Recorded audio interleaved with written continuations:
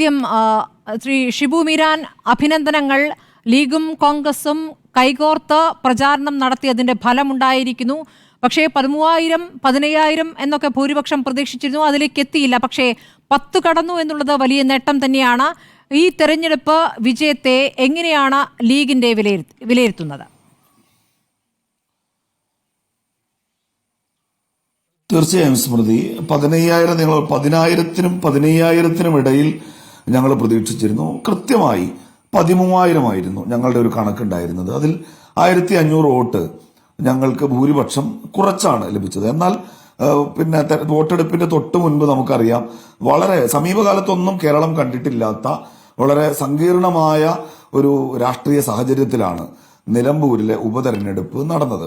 ഈ വിജയത്തെ ഞങ്ങൾ എങ്ങനെ നോക്കിക്കാണും? ഒന്നാമതായി ഞങ്ങൾ കാണുന്നത്, ഇപ്പോൾ നിലമ്പൂരിൽ 3 ദിവസങ്ങളിലായി നിലമ്പൂരിലെ എല്ലാ പഞ്ചായത്തുകളിലും മുനിസിപ്പാലിറ്റിയിലും കേരളത്തിന്റെ മുഖ്യമന്ത്രിയുടെ തെരഞ്ഞെടുപ്പ് പ്രചരണ റാലികൾ നടന്നിരുന്നു. ആ റാലികളിലൊക്കെ ഞങ്ങൾ ഭരണ നേട്ടങ്ങൾ പറഞ്ഞുകൊണ്ട് വോട്ട് പിടിക്കുന്നൊരു പ്രതീതിയാണ് ഇടതുപക്ഷം ഉണ്ടാക്കാൻ ശ്രമിച്ചത്. ഇവരിപ്പോ ഈ ഒറ്റ വാക്കിലൂടെ ക്യാമ്പയിൻ നടത്തുന്ന കാലമാണല്ലോ. അപ്പൊ ഈ തുടരും എന്ന വാക്കായിരുന്നു നിലമ്പൂരിൽ ഏറ്റവും അധികം മുഴങ്ങിക്കെട്ടെന്ന് വെച്ചാൽ 3ാം പിണറായി സർക്കാർ ഉണ്ടാകാൻ, ഇപ്പോഴത്തെ 2ാം പിണറായി സർക്കാരിന് ഒരു തുടർച്ച ഉണ്ടാകാൻ നിലമ്പൂരിൽ ഞങ്ങൾ വിജയിക്കണം, അതുകൊണ്ട് ഞങ്ങൾക്കൊരു വോട്ട് എന്നതായിരുന്നു ഇടതുപക്ഷത്തിന്റെ ഒരു ക്യാമ്പയിൻ. സാമൂഹ്യക്ഷേമ പെൻഷനുകൾ, ലൈഫ് മിഷൻ, ദേശീയവാദിയല്ലാത്ത മറ്റെല്ലാം ഇവര് അവിടെ പ്രചരണ വിഷയമാക്കുകയും ചെയ്തു. ഞങ്ങൾക്കതിന് കൃത്യമായ കൗണ്ടർ നരേഷനുകൾ കൊണ്ടുവരാൻ കഴിഞ്ഞു. ഈ പറയുന്ന ഭവന പദ്ധതികളാവട്ടെ, ക്ഷേമ പെൻഷനുകളാകട്ടെ, ഇതൊന്നും പിണറായി സർക്കാരിന്റെ സൃഷ്ടിയല്ല. ഒറ്റ വാചകത്തിൽ പറഞ്ഞാൽ 2016-ൽ AKG സെന്ററിന്റെ മുകളിൽ നിന്ന് പിണറായി വിജയൻ മഴുവെറിഞ്ഞുണ്ടാക്കിയതല്ല കേരളം. ഈ പറയുന്ന കേരളത്തിന്റെ ആരോഗ്യ, വിദ്യാഭ്യാസ, സാമൂഹ്യ ജീവിത രംഗത്തെ പുരോഗതികൾ കേരളപ്പിറവി മുതൽ ഇങ്ങോട്ടുള്ള ഒരു തുടർച്ചയാണ്. അതിൽ പിണറായി സർക്കാരിന് പ്രത്യേകിച്ചൊരു ക്രെഡിറ്റ് എടുക്കാനില്ല എന്ന് മാത്രമല്ല, വനം, വന്യജീവി, അങ്ങനെ കുറെ കാര്യങ്ങൾ ഞങ്ങൾക്ക് വളരെ കൃത്യമായി സ്ഥാപിക്കാൻ കഴിഞ്ഞു. രണ്ടാമത്തേത്, ഈ തെരഞ്ഞെടുപ്പിൽ ഇപ്പോ ഗോവിന്ദൻ മാഷൊക്കെ പറയുന്നത് ഞങ്ങൾ നല്ല രാഷ്ട്രീയം പറഞ്ഞു. ഞങ്ങൾക്ക് രാഷ്ട്രീയം പറഞ്ഞ് വിജയിക്കാൻ കഴിയുന്ന ഒരു മണ്ഡലമല്ല നിലമ്പൂർ എന്നാണ്.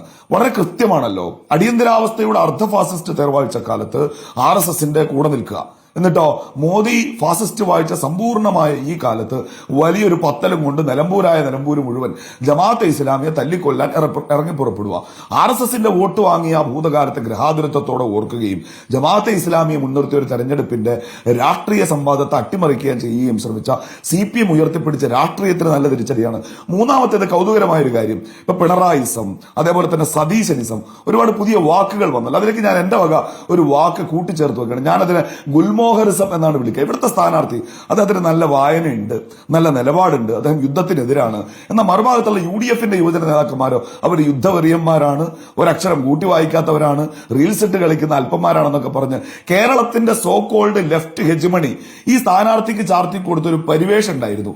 അങ്ങനെ പിന്നെന്താണ്, ആ ത്രാസ് വെച്ച് തൂക്കുമ്പോൾ ജനപ്രിയതയാണ്, ജനങ്ങൾക്കിടയിൽ നിൽക്കുന്നതാണ് യഥാർത്ഥ രാഷ്ട്രീയ പ്രവർത്തനമെങ്കിൽ ഞങ്ങൾ UDFന്റെ യുവജന നേതാക്കന്മാരുടെ തട്ട് ഒരല്പം താണിരിക്കുന്നു എന്നുകൂടി ഈ തെരഞ്ഞെടുപ്പ് ഫലം വിളിച്ചു പറയുന്നുണ്ട്. ഞങ്ങൾ കൂടുതൽ വിനയാന്വിതരാക്കുന്ന, ഉത്തരവാദിത്വ ബോധമുള്ളവരാക്കുന്ന, വരാനിരിക്കുന്ന തദ്ദേശ സ്വയംഭരണ സ്ഥാപനങ്ങളിലെ തെരഞ്ഞെടുപ്പിനെയും നിയമസഭാ തെരഞ്ഞെടുപ്പിനെയും നേരിടാൻ നല്ല ആത്മവിശ്വാസം നൽകുന്ന സമ്പൂർണമായ അർത്ഥത്തിലുള്ള ഒരു രാഷ്ട്രീയ വിജയമായി ഞങ്ങൾ വിലയിരുത്തുന്നു.